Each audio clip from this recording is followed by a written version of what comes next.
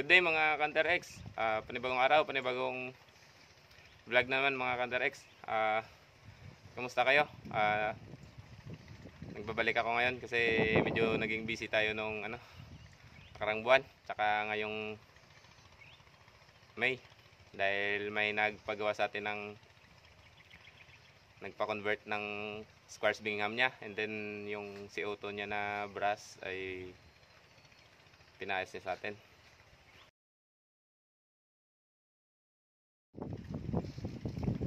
Bali na tagalan tayo dun sa pag-convert tsaka sa paggawa, hindi tayo nakapag-hunt.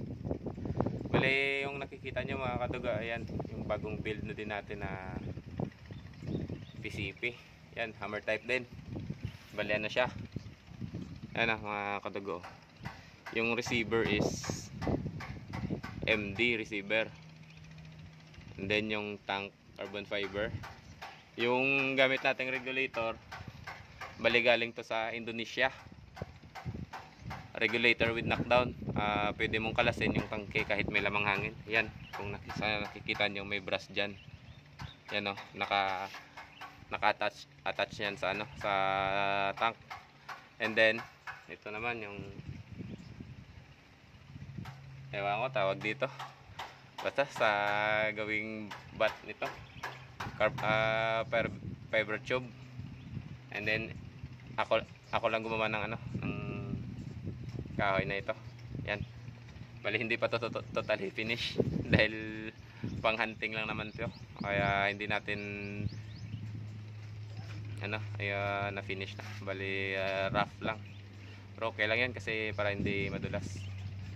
And then yung panumpit natin na gamit ay yung kay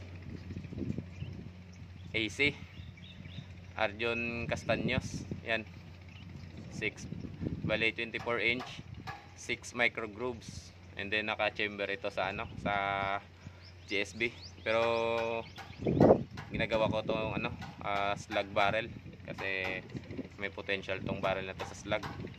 And then yung yung silencer naman, yan gawa lang natin yan. Bale DIY na PVC. Yan, ito yung scope cam galing kay William Alcotas. Ayan, PM nyo lang siya, napakalinaw na basta set nyo lang, kasi yung sa akin yan ginawan ko na ng bago para ma-align siya ng gusto sa scope.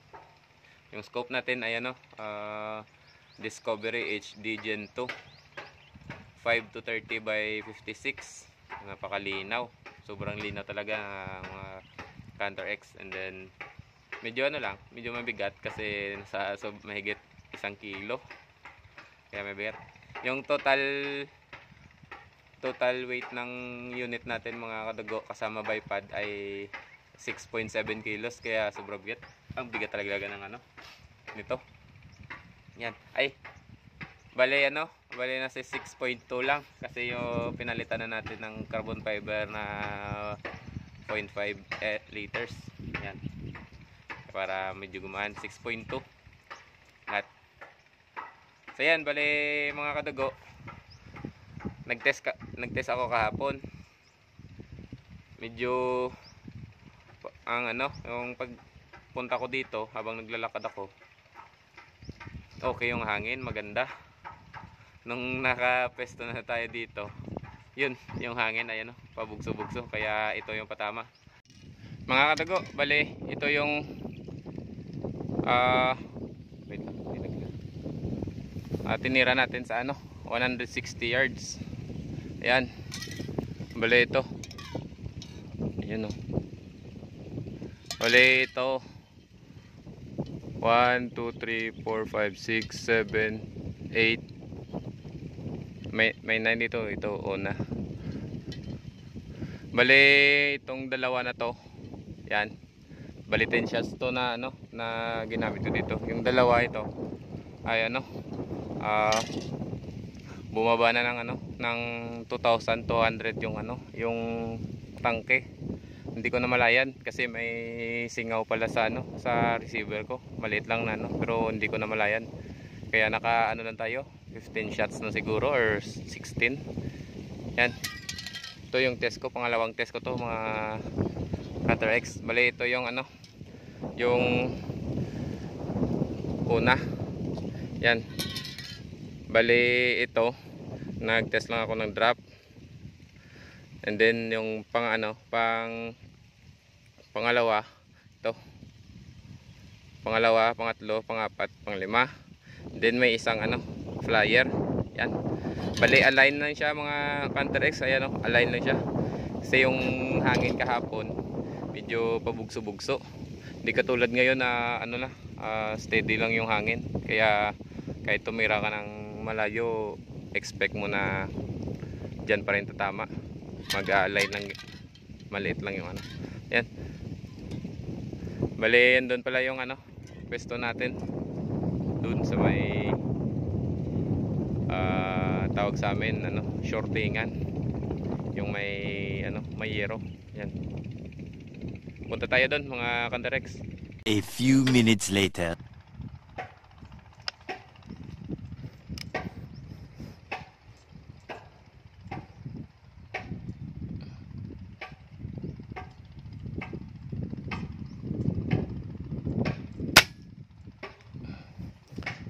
First shot.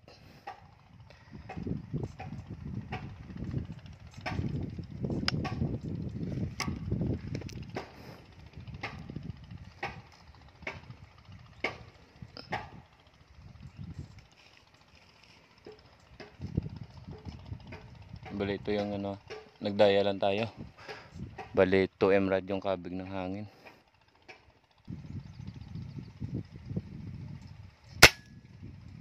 Yan.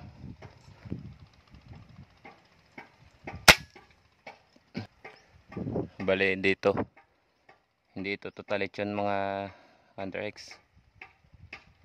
Bali sa number 2 tayo nag holdover sa hangin.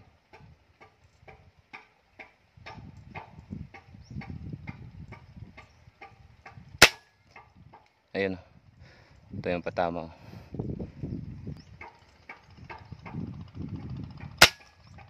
Ayun, dumikit sa first shot.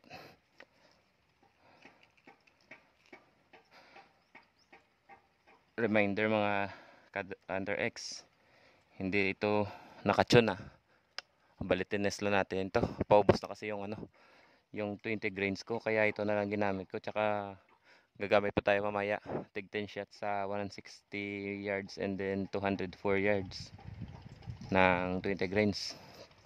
Bali ino na muna natin itong yung GMS Pro na slug pang-anim.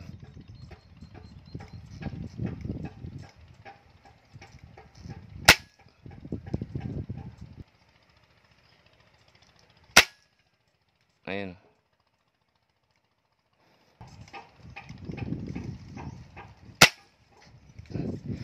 Yan, ito yung patama niya. Ayun. Dito siya dumikit sa unang tira. 3 na dito. 4. Yan, medyo kalat. Ayun. Dito na siya tumama.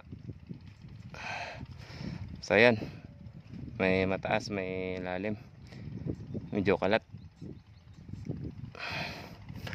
Try naman natin sa 204 yards. So yan. Bali yan. 204 yards. Yan bali tumira tayo. Nag-check tayo ng drop ng slug natin. Bali ito yung tama niya. Bali dito tayo sa center na gano'n. Bali 5 shots groups lang. Okay na yan sa 200.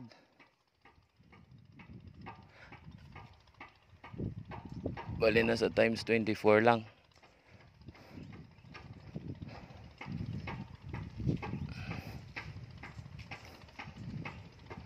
Per shot.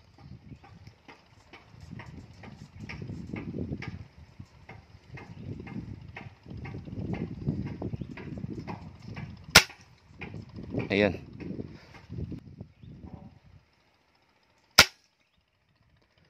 Yun, mataas ang tama dito na.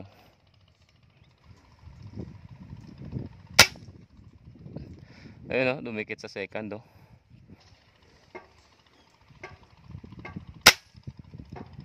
Uy, dumaplis dito. Dito na yung daplis, oh. Ayun, oh.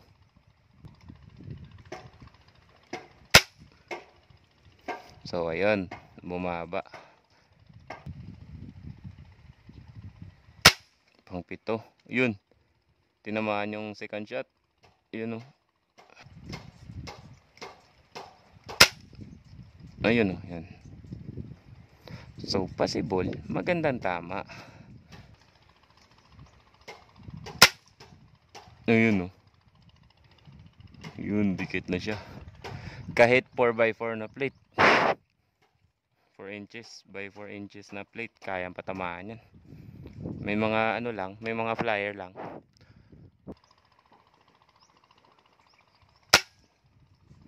Yun, oh, dikit siya sa pangalawa ulit. Bali 3 na dito. Grabe solid, may ano lang, oh. Yung unang tira pa baka ano yun. Medyo tumaas konti yung output, kaya medyo mababa. And then yung ewan ko kung pang 7 or pang 6. Yan, bumaba yung tira. Yung isa medyo gumili dito. Check natin to mamaya mga Counter X. A few inches later. Test tayo sa ano, 110 yards. Yan. Check natin groupings.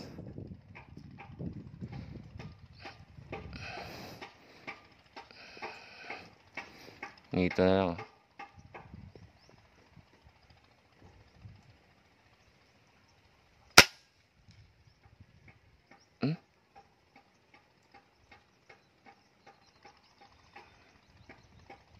Saan yung tama?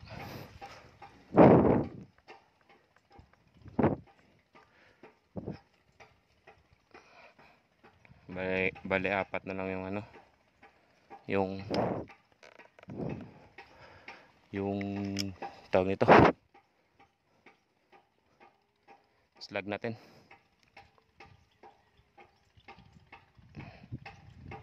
Dito tayo.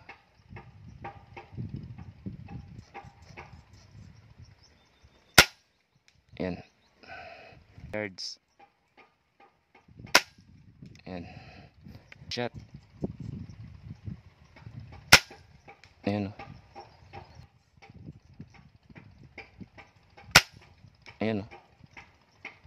Diyan tumama. Grabe, solid to. Ayan. Test natin sa GMS Pro na slug. 25 grains sa layong ito, 110 yards, 160 yards, and then 204 yards. Ayan, bale maganda yung patama sa 200. Yung sa 160 yards, sa palagay ko hindi pa maganda na yung pagka-kapit niya sa barrel mo, dahil sa 160 yards tinira ko lang agad. Bali ano ito, naka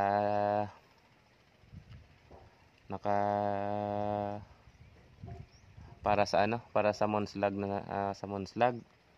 So yun, bali dapat tinirahan ko muna kahit hanggang 5 to 10 shots para gumanda na ang patama niya. So yun, bali nakita naman natin sa 200 yards, talaga namang maganda. Hindi naman kagandahan katulad ng iba, pero makikita mo na may potensyal. Ayan, oh. May dalawa lang bumaba. Ayan, oh. Check natin yan mamaya. Yung ito, 1, 2, 3, 4. 3 dito. 7. Tapos gumilid yung isa. Ayan. Kahit 3 inch siguro pwede. So yun, check natin mamaya. 109. Test muna tayo. Check natin kung saan tatama. Feel ko mataas.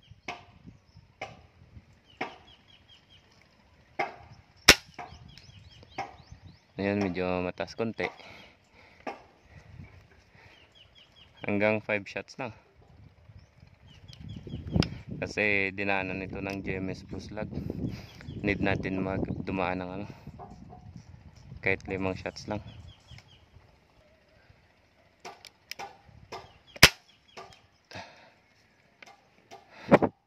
May issue yung ano, yung MD. Kahapon ko lang to na notice. Kaya pagkasamo, pag napitik mo, hindi talaga maano, hindi mo talaga hindi hampas yung hammer. Second shot.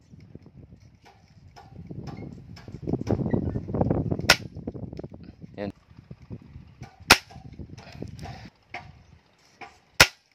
Ayan o. Ayun. Dikit-dikit. Sobrang solid. Ayan o. Ayan o. 5 tira. Diyan siya o. Yan mga Counter X. 5 tira yan. Ayan o. 5 tira. 110 yards. Tapos ito, may sa hangin na siguro. Ito yung ano, yung una. And then ito naman ay ano yan, yung pinitik ko na, dahil yung hammer hindi na ano, na nakakala sa trigger. May issue yung ano, yung trigger ko dito. Ayan, proceed tayo sa 160 yards. A few moments later. First shot natin sa taas. 20 grains Moonslag.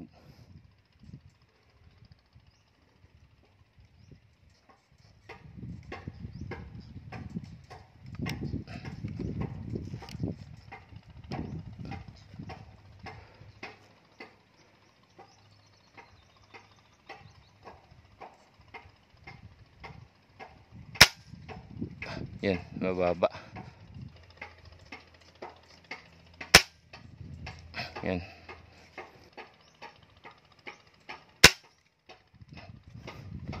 Doon pa rin.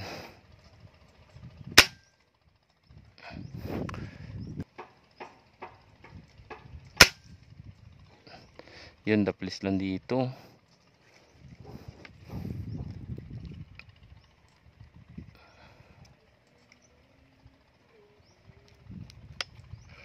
Check natin muna yung hangin. Makawala na. Hold over tayo ng 1 Emerald.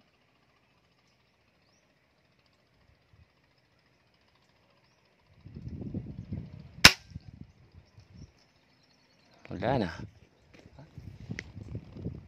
So ayan, need na natin ano, bombahan sa ano na lang, 2,300.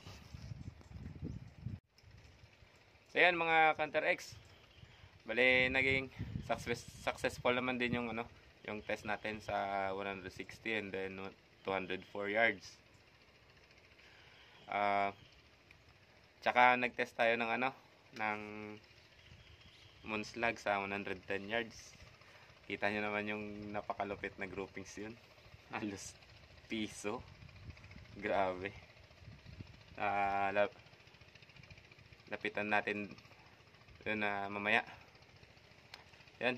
Bali hindi na ako nag-test lang 200 yards sa 20 grains Moonslag dahil bumaba na ng ano, ng ayan, 2,200 PSI, and then yung output 2,100 naging 2,100 PSI naging 1,950 na lang. Kaya hindi na ito ano, consistent. Yun, lapitan natin doon. Bali ito yung grouping siya sa 110 yards. Bali ito mga ito, Cantor X.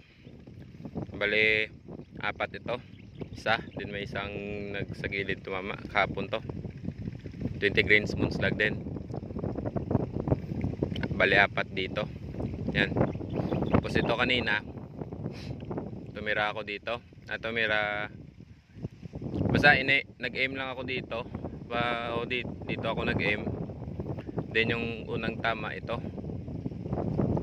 Then pangalawa dito dahil nagloko yung yung sa trigger sa yung tumutukod sa sa hammer. Pero ito yung yung lima dito. Tapos isa. Ayan ang grouping. So yan. Kita nyo daliri ko lang yan. Yung tuturo. Yan. Mahangin pa yan. Kita nyo mahangin yan. Sobrang mahangin. Yan.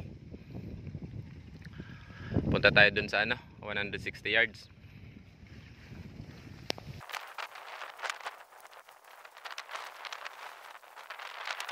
So ito. Yan. Sa naman yan. Sa GMS Pro 25 grains slug. Medyo kalat. Yan yung palad ko. Yung apat na yan. Medyo kalat siya dahil dapat pag gagamit ka ng bagong pellet or slug, padaanan mo muna hanggang 5 to 10 shots bago ka tumira kasi iiba yung tama niyan eh. And then ito yung yung sa moon slug 20 grains. Wait lang. Ayan. Isa, dalawa, tatlo, apat, lima, anim na tira. Ayan dalawang daliri, apat dyan 160 yards. Then dito dalawa ito. Ewan ko ba sa shooter siguro to. Yan. Yung iba hindi ko nakita. Baka dito tumatama sa gilid nito. Yan Ayan. Bali yan yung yung patama ng sa baba. GMS Pro na slug 25 grains and then 20 grains moon slug sa taas. Yan tatlong daliri.